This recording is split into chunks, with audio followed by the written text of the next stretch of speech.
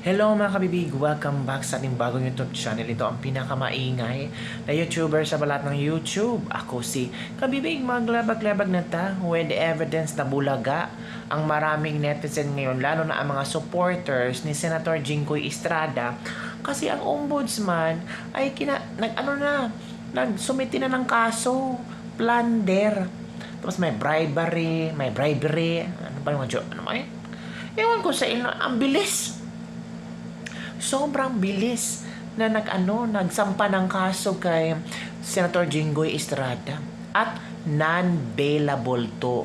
So meaning, pag may nalabas na ng warrant of arrest, agad-agad arestuhin si Jinggoy Estrada at ilagay sa kulungan, hindi makapagpiyansa.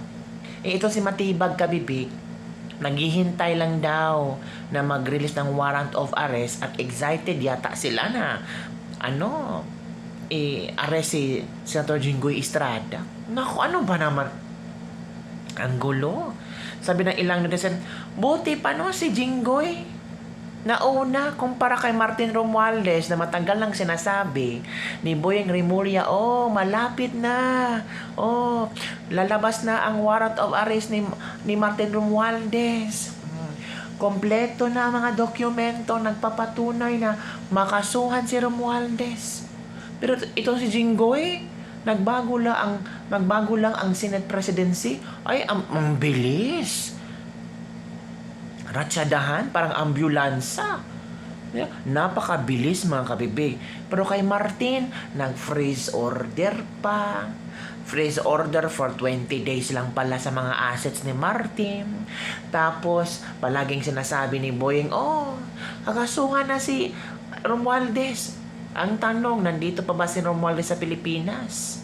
Baka lumayas na din. 'Di ba?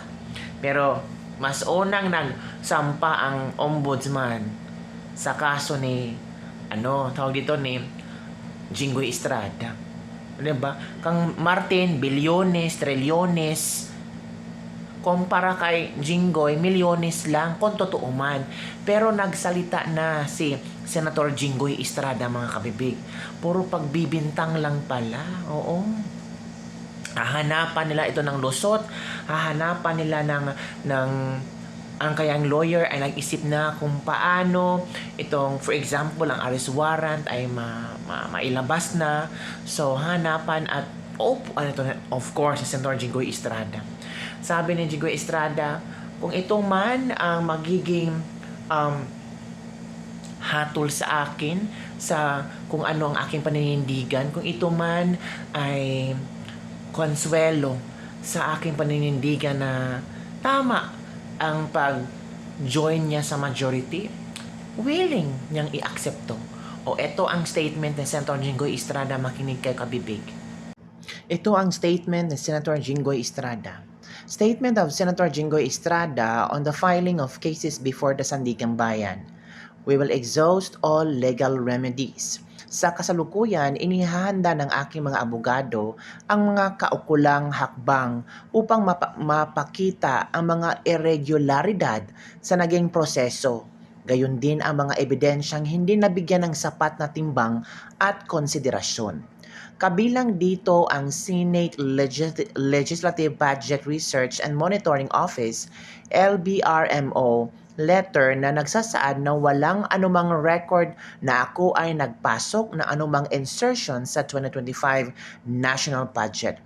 Isa itong mahalagang ebidensya na tahasang pinapabulaanan ang lahat ng alegasyon laban sa akin, subalit sadyang isinantabi. Bukod dito, hindi ako nabigyan ng pagkakataong makita at mapag-aralan ng maayos ang mga resolusyon ng Department of Justice at Ombudsman upang makapaghain ng kaukulang paliwanag o motion for reconsideration bago isinampa ang kaso sa Sandigang Bayan. Ang ganitong labis at hindi makatuwirang proseso ay may seryosong implikasyon sa aking right to due process. Kapansin-pansin din na mula nang nagpalit ng liderato sa Senado, naging mabilis ang pag-usad ng mga kasong kinasasangkutan ng ilang miyembro ng majority bloc. Barely a week after DOJ issued its resolution in my case, agad nagsampa ng kaso ang ombudsman nang hindi nagsasagawa ng sarili nitong masusi at independent fact-finding investigation. Sa ilalim ng umiiral na proseso, mahalagang bahagi ang fact-finding investigation bago magsampa ng kaso sa Sandigang Bayan. Ito ay sa kabila ng naunang pahayag ng ombudsman na magkakaroon ng independent review and resolution on the merits of the case. Batay sa mga pangyayari, malinaw na kailangang suriin kung naisakatuparan nga ang pahayag na ito. As I have said before, if this is the price that I have to go pay for standing by my principles and for what I believe in, then so be it.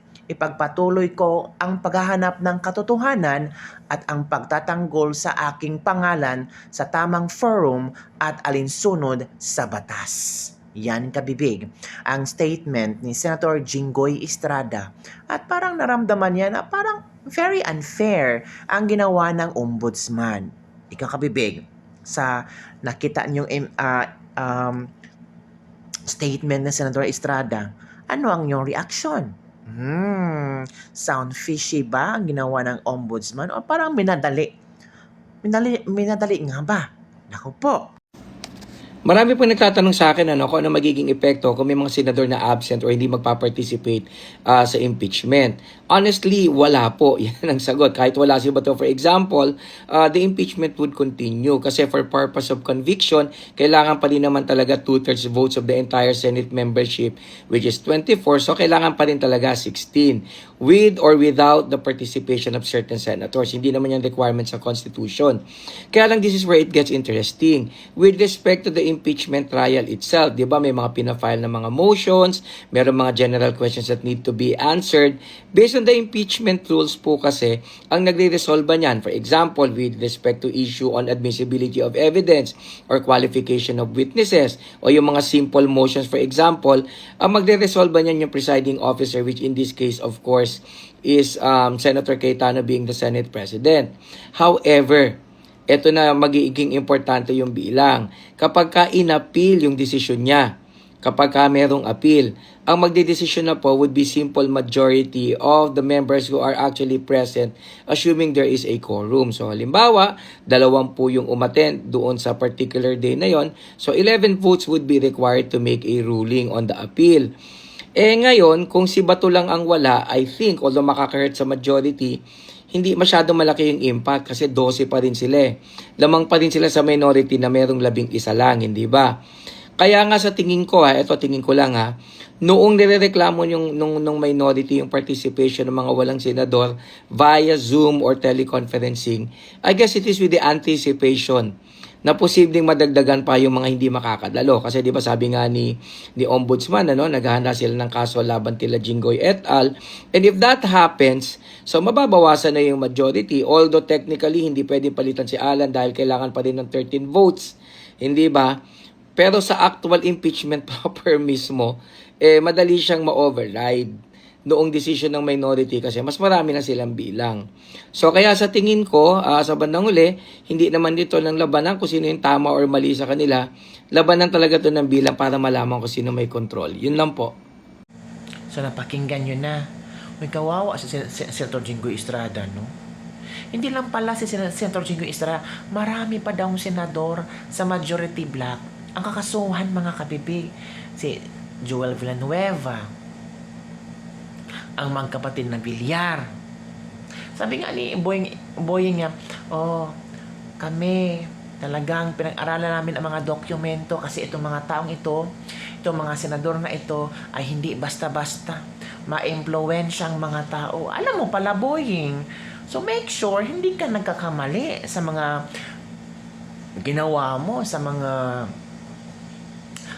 investigasyon nyo. Kasi kung magkamali kayo, nako, makakasuhan kayo sa mga kinasuhan nyo. Baka yan ang end of your career, sabi ng mga netizen, mga kabibig. Boy, hinahinay lang. Masyadong halata na pinagdidiskitahan nyo ang majority senators. Sabi nga ni Senator Amy Marcos, silang lahat pinaplanuhan na, Merong na nakaplanchadong kaso. Si Senator Ruben Padilla nga, obstruction of justice daw.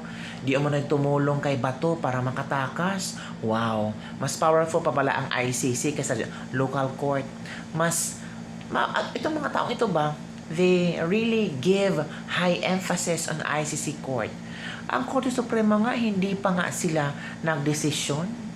PRO, na-desisyon nila. Pero yung isinumitin ni Bato, kung meron ba kakayahan itong ICC court na i-arestuhin siya at kunestyon ni Bato ang warrant of arrest ng ICC, hindi pa nagdesisyon ang korte. Pero itong NBI at lahat ng agencies, sama-sama silang maghanap kay Bato. Nag-shout out na nga yung asawa ni Bato na may mga raid daw na nangyari sa mga friends at mga kapatid or sino man na konektado sa pamilyang Bato. Ang tanong, may warrant ba kayo? Diba mga kabibig? So yung kabibig, ano kayo mangyayari sa Senado, no? For example, itong 10 senador daw ang posibleng makakasuhan at ipapakulong nila. So, kumpleto pa ba ang Senado? Okay lang ba ito dito sa minority? Okay lang ba sa kanila na ito ang mangyayari sa Senado? Well, gusto kasi nila maghari-harian dyan. Lalo ang isang Tuta Soto dyan, gusto maghari-harian. Payag na payag sila. Diba? Akala natin ang mga kakamping at dilawan ay for justice. Pero iba yata parang pro-BBM na sila. Yung mga sinusukan na noon, kinakain na ngayon. At nasarapan pa. Yun lang, kabibig. Don't forget to like, subscribe, and share this video. Bye everyone. See you next time.